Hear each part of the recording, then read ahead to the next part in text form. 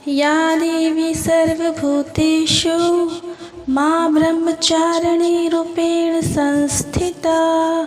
नमस्तस्यै नमस्तस्यै नमस्तस्यै नमो नमः। जय माता की। नवरात्रि के दूसरे दिन माँ दुर्गा के देवी ब्रह्मचारिणी स्वरूप की पूजा करने का विधान है। माता के नाम से उनकी शक्तियों के बारे में जानकारी मिलती है। ब्रह्म का अर्थ है तपस्या और चारिणी का अर्थ है आचरण करने वाली, अर्थात तप का आचरण करने वाली ब्रह्मचारिणी को हम बार बार नमन करते हैं। माता ब्रह्मचारिणी की पूजा आराधना करने से आत्मविश्वास, आयु, आरोग्य, सौभाग्य, अभय आदि की प्राप्ति होती है। माता ब्रह्मचारिणी को ब्राह्मी भी कहा जाता है। माँ भगवती की इस शक्ति की पूजा अर्चना करने से मनुष्य कभी अपने लक्ष्य से विचलित नहीं होता, सही मार्ग पर चलता है। तो आइए जानते हैं माता ब्रह्मचारिणी की पूजा विधि, प्रिय रंग, भोग, मंत्र और प्रिय फूल फल। ठीक है, तो माता रानी की पूजा विधि है कि सबसे पहले ब्रह्म मुहूर्त नोट का स्नान आदि से निवृत्त होकर पूजा स्थल पर गंगा जल से छिड़काव करें और पूरे परिवार के साथ माँ दुर्गा की उपासना करें। माता ब्रह्मचारिणी की पूजा में पीले रंग के वस्त्र का प्रयोग अधिक से अधिक करें, पीले रंग की चीज़ों का प्रयोग अधिक से अधिक करें। माता को पंचामृत से स्नान करने के बाद रोली कुमकुम अर्पित करें। इसके बाद अग्यारी करें। अग्यारी पर लौंग, बताशे, हवन सामग्री आदि चीज़ें अर्पित करें जैसा आपके घर में होता है। इसी के साथ जानते हैं माता का प्रिय भोग क्या है। तो माता को चीनी यानी कि शक्कर बहुत अधिक पसंद है। ऐसा विश्वास है कि चीनी का भोग लगाने से उपासक को लंबी आयु प्राप्त होती है और वह निरोगी रहता है तथा उसमें अच्छे विचारों का आगमन होता है। इसीलिए माता रानी को चीनी का भोग अवश्य लगाना चाहिए। तो माता का प्रिय मंत्र जो हमने वीडियो की स्टार्टिंग में बोला था वही आप बोल सकते हैं। या देवी सर्वभूतेषु माँ ब्रह्मचारिणी रूपेण संस्थिता। नमस्तस्यै नमस्तस्यै नमस्तस्यै नमो नमः। इसी के साथ जानते हैं माता का प्रिय रंग कौन सा है। तो पीला रंग माता को बहुत पसंद है। तो पीले रंग का फूल, पीले रंग के फल माता को अर्पित करने चाहिए। ऐसा करने से माता अत्यधिक प्रसन्न होती है। तो आइए अब हम जानते हैं माँ ब्रह्मचारिणी माता की कथा। तो आज के दिन सभी को यह कथा सुननी चाहिए। दूसरे दिन माता की कथा सुनने से माता रानी आपको मनचाहा वरदान देती है और अपना कृपा दृष्टि आप पर बरसाती है। तो आइए शुरू करते हैं माता ब्रह्मचारिणी की यह पावन कथा।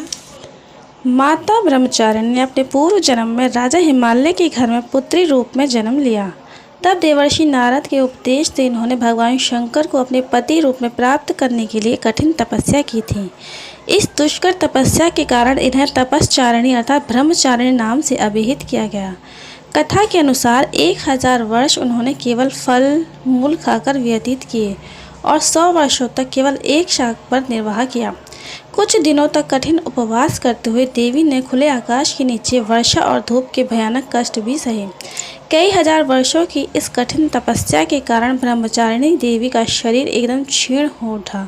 उनकी यह दशा देखकर उनकी माता मैना अत्यंत दुखी हुई और उन्होंने उन्हें इस कठिन तपस्या से विरक्त करने के लिए आवाज़ दी, उमा। तब से देवी ब्रह्मचारिणी का एक नाम उमा भी पड़ गया। उनकी इस तपस्या से तीनों लोकों में हाहाकार मच गया। देवता, ऋषि, सिद्धगण, मुनि सभी देवी ब्रह्मचारिणी की इस तपस्या को अभूतपूर्व पुण्य कृत्य बताते हुए उनकी सराहना करने लगे। अंत में पितामह ब्रह्मा जी ने आकाशवाणी के द्वारा उन्हें संबोधित करते हुए प्रसन्न स्वर में कहा, देवी, आज तक किसी ने ऐसी कठोर तपस्या नहीं की जैसी तुमने की है। तुम्हारे इस कृत्य की चारों ओर सराहना हो रही है। तुम्हारी मनोकामना सर्वतोभावेन पूर्ण होगी। भगवान चंद्रमौली शिवजी तुम्हें पति रूप में प्राप्त अवश्य होंगे। अब तुम तपस्या से विरत होकर घर लौट आओ। शीघ्र ही तुम्हारे पिता तुम्हें बुलाने आ रहे हैं। इसके बाद माता घर लौट आई और कुछ दिनों बाद ब्रह्मा के लेख के अनुसार उनका विवाह महादेव शिव के साथ हो गया। इस देवी की कथा का सार यह है कि जीवन के कठिन संघर्षों में भी मन को विचलित नहीं होने चाहिए। माँ ब्रह्मचारिणी देवी की कृपा से सर्व सिद्धि प्राप्त होती है। दुर्गा पूजा के दूसरे दिन देवी के इसी स्वरूप की उपासना की जाती है।